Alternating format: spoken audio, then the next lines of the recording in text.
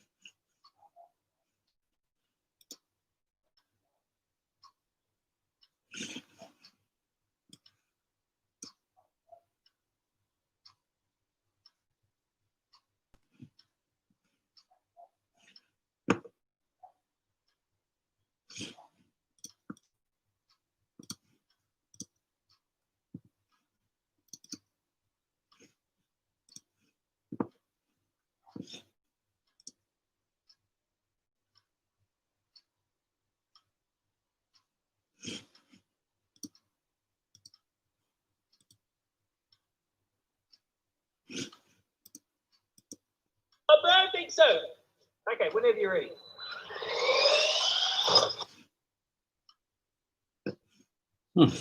Interesting.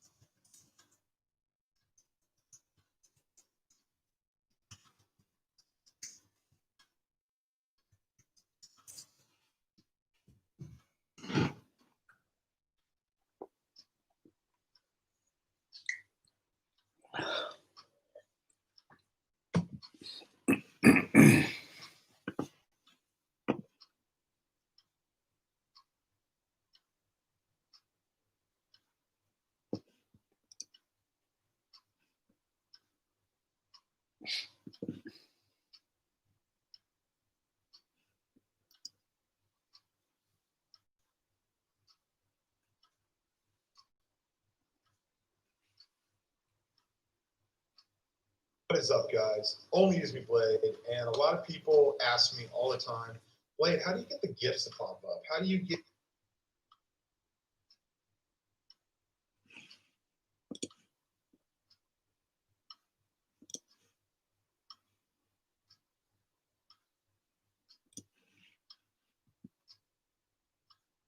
get, you know, YouTube videos to play while you're streaming. This isn't going to be a tutorial on how to fully stream. This is just going to be a quick tutorial on how to use what's called the CLR browser, and how to add images, and how I make it pop up on the screen when I'm streaming. So this is OBS, obviously. This is my source. It's made of a clean one, which is just my face, just my beautiful face. And what we're going to do is I'm going to quickly show you how to add just a GIF, or first we're going to do an image, then we're going to do a GIF, and then we're going to go full advanced on you, show you how to add a YouTube video. We're just going to add an image. I'm going to go add, and then see where it says image. Click on that. On top, I'll call this baby toss. Boom. Then we're going to hit browse, and then we're going to play.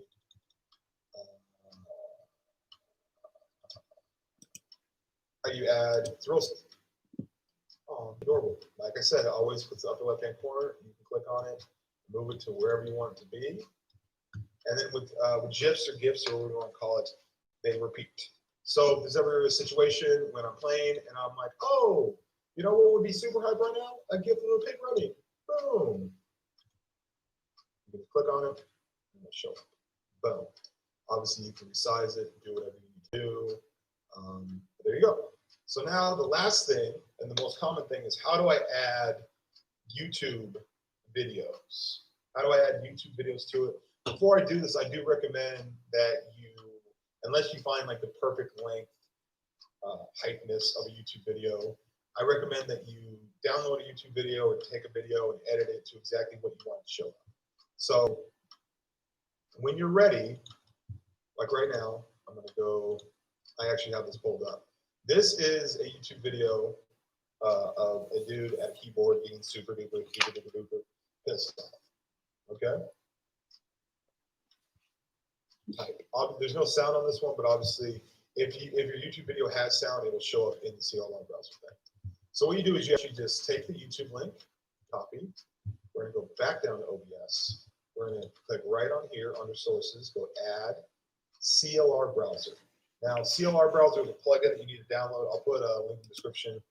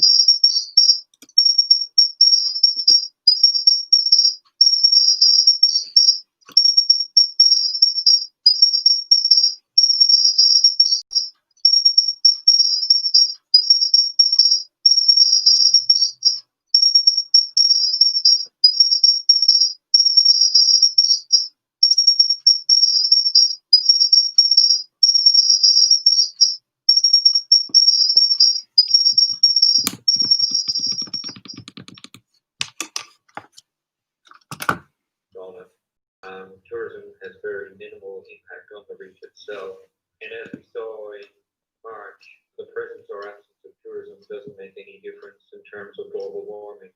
We're at a fork in the road. If business as usual will eventually destroy the Great Barrier as we know it. The reef spans a vast area, nearly 1,400 miles long. It was World Heritage listed in 1981 as the most extensive and spectacular coral reef ecosystem in the world.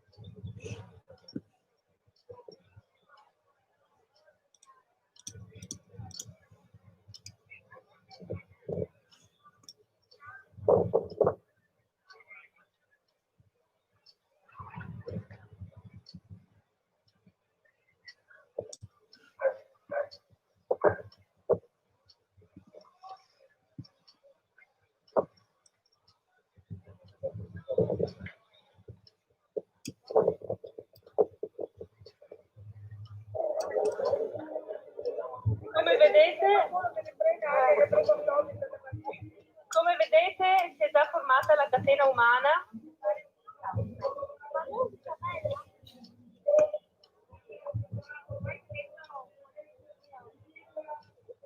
Per la vita di Venezia.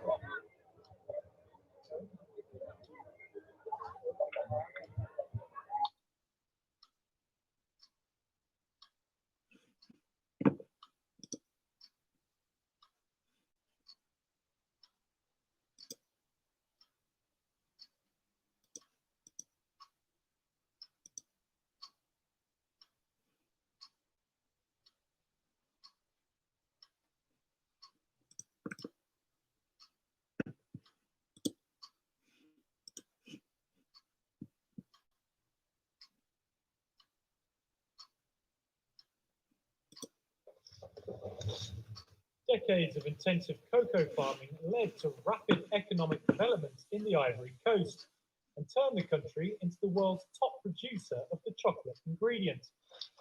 But clearing land for farming all but wiped out the Ivory Coast's forests. An ambitious new forestry policy could reverse that. It aims to take back control of government-managed parks and forest reserves. Amole Toure works for the campaign group Mighty Earth. We need to act. It's an emergency today. If we don't act quickly, we risk losing the entirety of our forests. Already 90% of our primary forests in the Ivory Coast have been lost between 1960, when we gained independence, and 2000, so in the space of half a century. Armed personnel oversees the protection of land, checking up on loggers to make sure they're not working for illegal cocoa plantations. But resources are limited. Lieutenant Olivier Nogbo leads a team of 5 overseeing 130,000 hectares of land, with a fuel budget of around $340 a month. There is a cost to those who live on the farms, however. This illegal settlement, nicknamed Bandit Town, was home to 10,000 people. By March, the government had taken it down and reduced the area to rubble. The forest strategy allows any illegal farmers to remain on their land, at least temporarily, but on the condition they plant trees that will re-establish the forest canopy. They are not allowed to plant new cocoa trees. Local residents here admitted they had refused the government's requirement to plant 100 tree seedlings per hectare on their plantations. The Ivory Coast wants to expand forest cover to 20% of its national territory by 2030. Right now, it's at 11%. The government estimates they'll have to plant 3 billion trees over the coming years.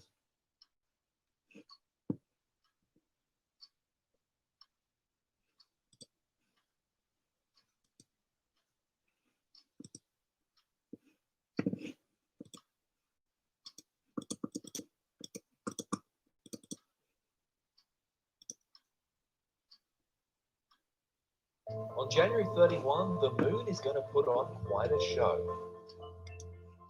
It's going to be a super blue blood moon eclipse. The last time this happened simultaneously was in 1866. Breaking it down, this celestial event is going to be awesome because 1. A supermoon can appear 30% brighter and up to 14% larger because it's at its closest point on its orbit around Earth. 2. A blue moon means it's the second time a full moon has occurred in a month, which happens on average once every 2.7 years. 3. The blood moon eclipse will put the moon in the Earth's umbral shadow, which makes it appear to turn red. Here's a rough idea of how it will unfold.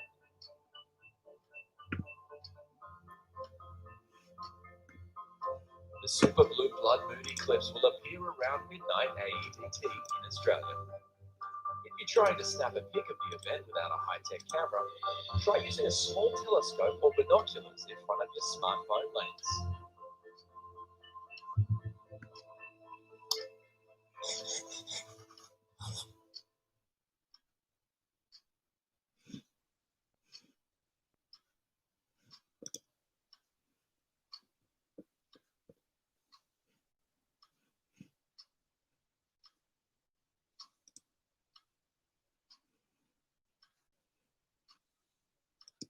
Autumn is upon us, and it follows one of the most tumultuous summers Australia has ever had.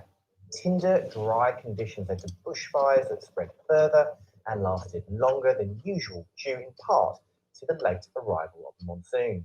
Then it all changed with huge deluges of rain. In February, Sydney saw 3.5 times its average monthly rainfall, most of that in just a couple of very soggy days. The city's dams have gone from less than half full to almost full. Autumn should be a lot less dramatic, with some places seeing close to average conditions.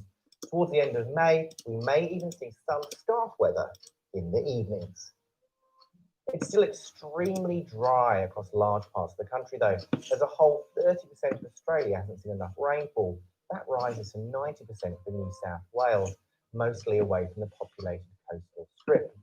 The two big climate drivers that steer Australia's weather, El Niño La Niña in the east and the Indian Ocean dipole to the west, are in neutral mode and are likely to stay that way all autumn. That means the monsoon should have more of an influence and by rights should dump lots of rain on northern Australia.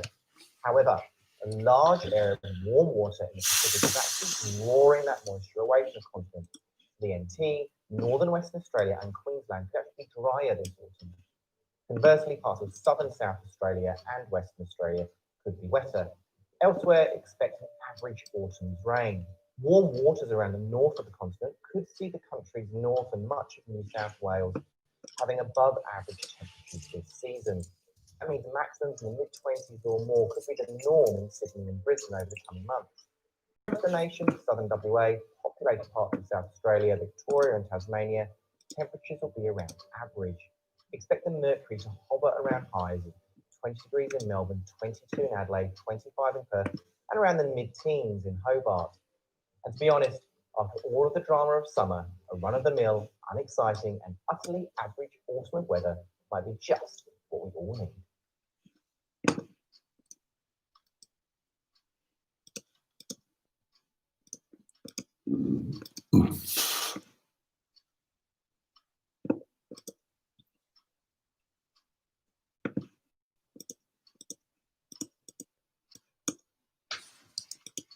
I'm not denying climate change, but it could very well go back. The main thing of the fires is the buildup of the fuel on the ground and the drought. When it comes to climate change, there are plenty of myths out there confusing people.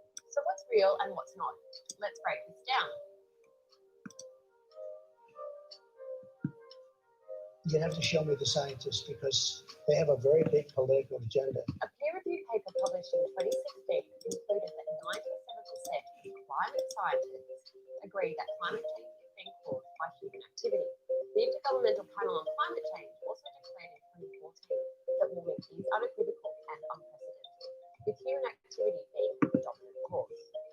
This statement came after thousands of climate scientists from around the world gathered for an extensive, in-depth review of multiple lines of evidence. Unfortunately, it looks like the science was right.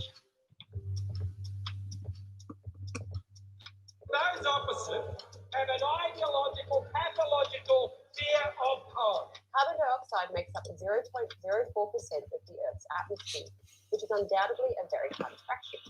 The problem is that carbon is extremely potent. Think of it like red wine. A splashing spaghetti sauce won't intoxicate you, but 3 glasses will.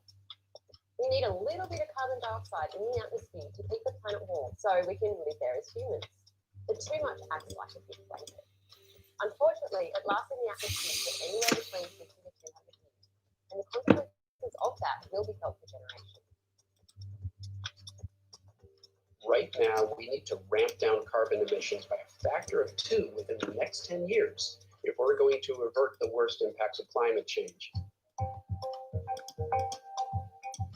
Yes, Australia has been hot in the past, but we're certainly seeing an increase in frequency, intensity, and duration of temperature extremes over the recent decade. It's important not to focus on a single event when disputing climate change. Cherry-picking events is deeply flawed and doesn't tell us anything meaningful about trends. What is appropriate and more accurate is collectively looking at a large number of events over a long period of time across multiple locations to get a clear picture of how the climate has actually changed. So we actually saw temperature records be broken all over the country. Sure, a change of 1 or 2 degrees doesn't sound significant on the face of it, but just a small change in average temperature is all you need for extreme events to explode in frequency and intensity. What we'll see from just this couple of degrees of warming is more deaths from heat waves, greater sea level rise in areas that are low-lying or underdeveloped, more extreme bushfires, and potentially more intense cyclones.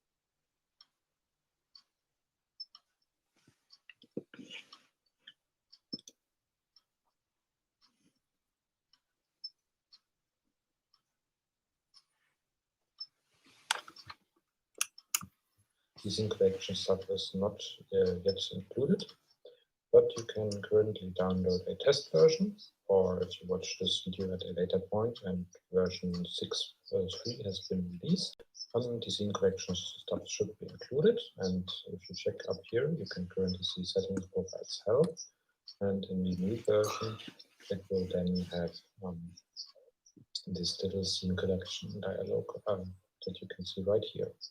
So first of all, what is a scene collection?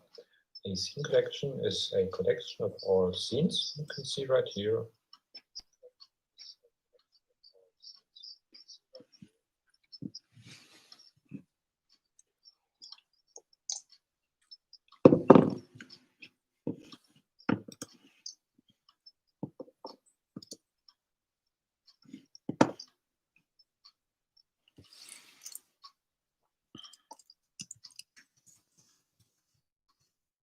Hello Hello everybody, Chris here, and in this video I want to show you guys a complete tutorial for Open Broadcaster software, trying to begin you from the start of installing the program all the way to where you can record or stream videos for either YouTube or Twitch TV. So if you don't already know, Open Broadcaster software is a tool for being able to record different video sources straight from your computer, which can include things like your computer screen monitor, the window of a game or a web browser. It can include overlays, and if you use programs like Twitch Alerts, you can also set up alerts to pop up on screen while you're playing or streaming a game. Now, although most people probably are going to use Open Broadcaster software for recording video games, it's also really good for doing screencasts. And there's nothing stopping you from using it for doing vlogs either, since it is compatible with webcams or external cameras as long as you can get it hooked up to your PC. So to get started, one of the most basic things you're going to need to set up is a scene. So in the bottom left-hand corner of the program, we see our list of scenes. You can see I have a few set up, and I can actually go between them. You'll notice that these other scenes are recording what's on my screen, and yes, if OBS gets caught there, you're going to get that infinite loop. So how you make something actually pop up inside of a scene is that you add sources to your scene. So the scene is the entirety of what you're recording inside of OBS, but the sources are individual components, whether that's an image or a video source or something from your computer that you want to show on screen while you're recording your footage. So if we go over here to the sources area, we can right click or hit the plus sign in order to add a new source in. You can see that there's a whole bunch of options here, including display capture when you want to show an entire monitor on screen, game capture for when you want to show a full screen application or a specific game title, image for when you want to show a simple JPEG or PNG image on the screen. It could be good for overlays, particularly if you're going to do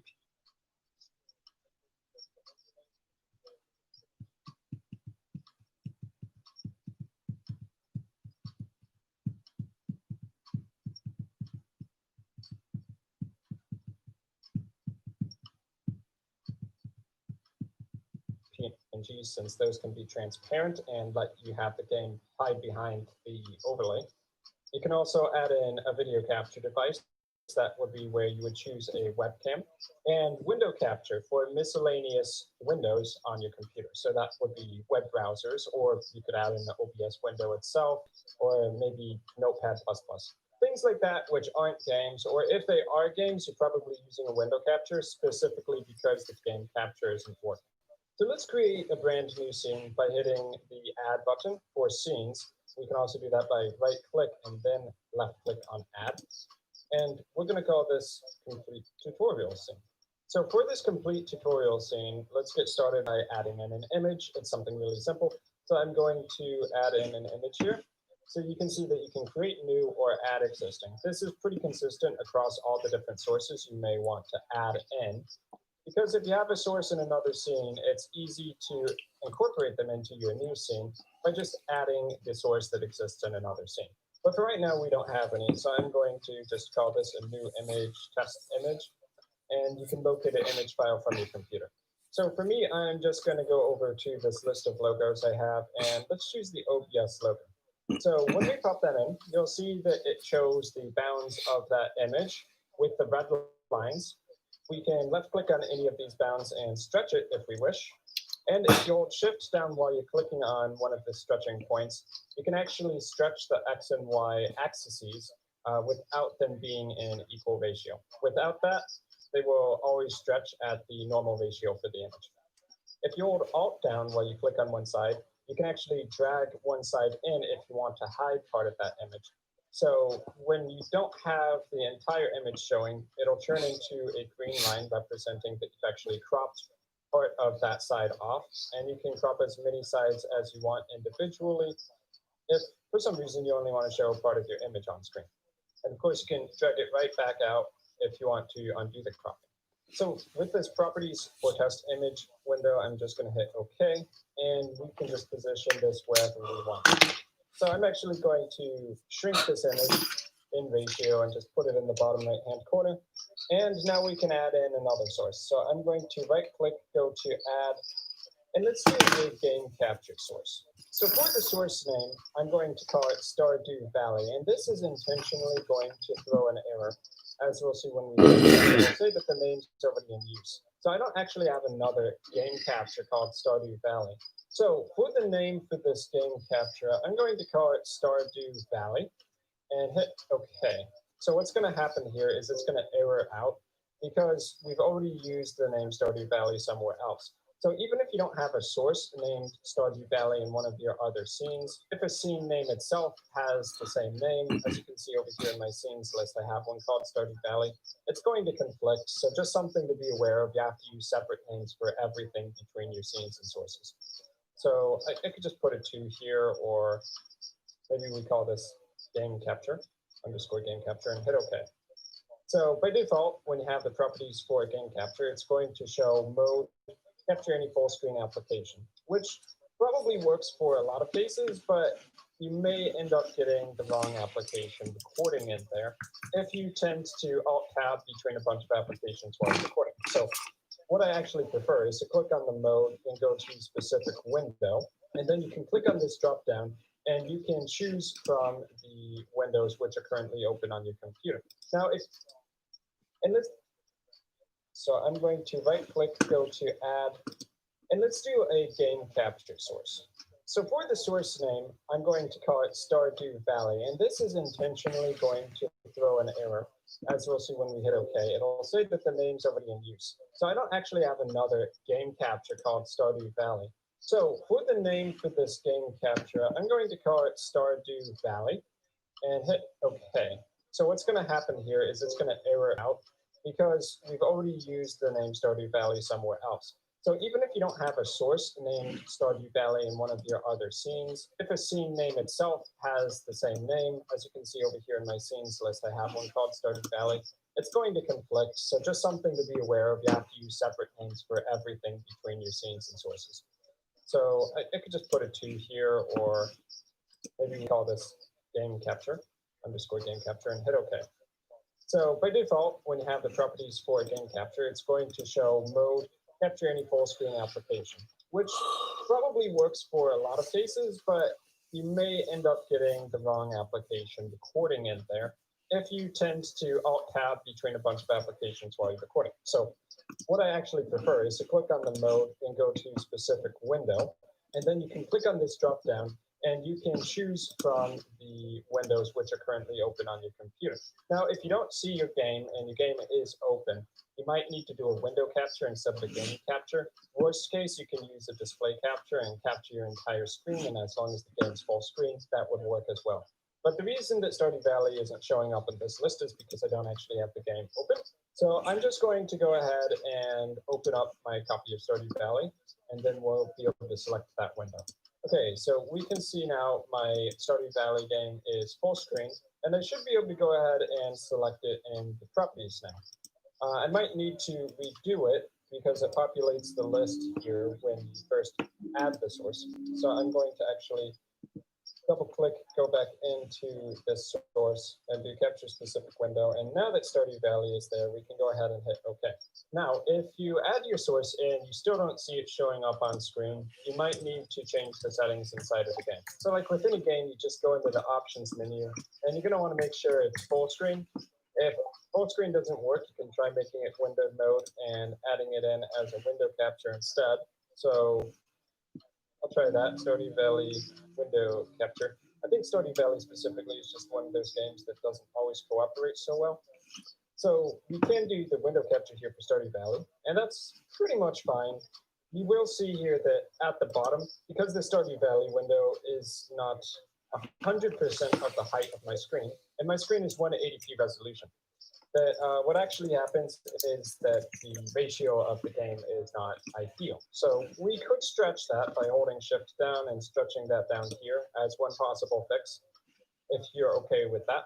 So if for a specific game, the window capture isn't working for you and the game capture isn't working for you, then you can try with display capture. Once again, display capture will capture everything that's happening on screen. So if you open up your game while it's recording, then that's going to be captured. Not ideal for streaming since you may not want to show your desktop while you're doing that, but those are essentially your 3 options. So let's just give one more example here of adding in a video source. If you want to add in a webcam that is hooked up to your computer, has been installed already, all that jazz, then you can right click and go to video capture device. So video capture device here, you should see your list of webcams show up. So if you have multiple, you can select.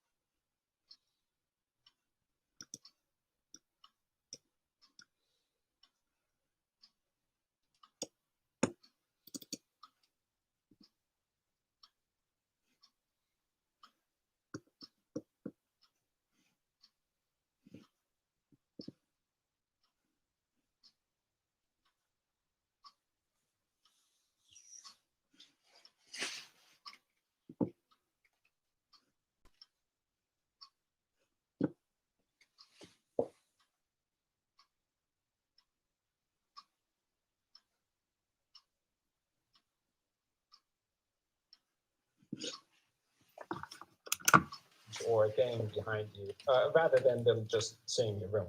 So yeah, anyway, not really going to get into it in too much detail right there, but that would be the general idea of how you do that.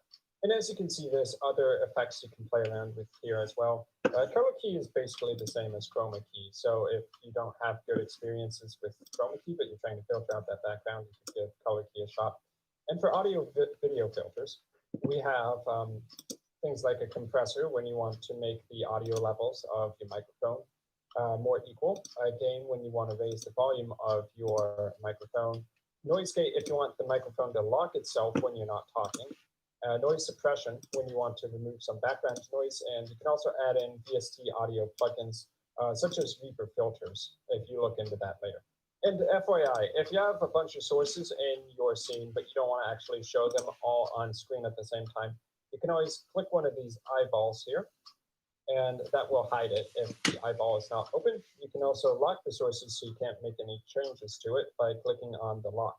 So let's say that you wanted to add in noise suppression as an audio filter on your microphone. Well, where we see mic aux here, we can left click on the settings gear and go to filters. Well, from there, you can already see I have a whole bunch of filters added in here. It's the same process for adding in a video filter as an audio filter. So you would just add in the one you want from over here. You can see that I have Reaper plugins installed on my computer. Not currently using that, but if you want to take a look at my current settings, I have the compressor added in with defaults. I believe the noise gate also with defaults. Raising and lowering the open and close threshold will control when the microphone shuts off and when it opens up again. And then noise suppression, I usually put that at -60 dB to filter out as much background noise as I can. So it can be a good idea to play around with those, particularly if your environment is a little noisy or your microphone levels are a bit inconsistent. Okay, so let's talk about how you can set up a streaming alert system in OBS. So Twitch alerts is a really common way to do that. So I'm going to go over to Twitch alerts. So the link I'm going to want to go to here is streamlabs.com/dashboard. Okay, so with this site, we're going to want to add a widget to our video stream. So let's start with something really simple and do an alert box. So with the alert box, you can have events show up on screen like when someone donates to your Twitch stream. So you can, of course, customize exactly how it's going to look by going down here and changing your settings around. What we're really adding to OBS is a browser source, which is a URL that's going to contain these settings. So here I have Mordekaiser from League of Legends, and you can have animated GIFs play whenever someone does something like follows or donates. But how you actually connect it to OBS is that you would click over here to show the widget URL. So I'm going to do that, and then we're going to copy that over to OBS. So inside of OBS, we want to add in a new source, and this is going to be a browser source. So I can call this event alerts, and maybe in parentheses, I put in browser to make it known that it's a browser source. You can see that by default, it's linking to obsproject.com, but what we actually want to put in here is the URL that we copied over from Streamlabs. So I'm going to paste that in here. So note that you can also customize the width and height here. If you know CSS rules for displaying web content, you can add those in here as well. But mostly what we just need to do is post in the URL and hit OK. So that's what I'm going to do here. And now we have this browser source. So it doesn't show anything by default because it only triggers when something happens on our Twitch stream. So I'm going to click here. And you can see on the Streamlabs page that there are these test buttons. So if we click one of these, we should be able to see what's going to occur on the stream when those real events happen before we actually launch it. So I'm going to do test follow here, and we can see it launching here. Test follow goes there. I think I have a sound effect associated with that too. You can also do test subscription, test donation, so on and so forth. This is a test donation for $1. Then when it comes to the rest of the widgets, which you can of course see on the left side of the page here, it's the same idea. You click to show the widget URL, you add it as a browser source, and that should load up inside of your OBS scene that you're going to be recording or streaming from. So let's talk about settings in OBS and how you can set things up in order to stream. So we're going to go to the file menu. Actually, before we go to the file menu, let's create a new profile. So a profile is going to be a specific loadout of settings that we have over in the file settings menu, that we can use to record or stream whatever we want with OBS. So if you want one profile where it records in, let's say, 1080p resolution, you might have another profile where it records in 720p resolution, or you might have one that does it in 60 FPS. So if you want to distinguish those, then you can create new profiles here. You can also duplicate old ones if you want it to be exactly the same, but you only want to change one setting. But because I kind of want to go through the settings with you, let's just start a new profile. So this is going to be the complete tutorial profile, why not? And I'll hit enter there. You can see that it's selected by default. And now we can go over to file settings. So if you ever wanted to change OBS,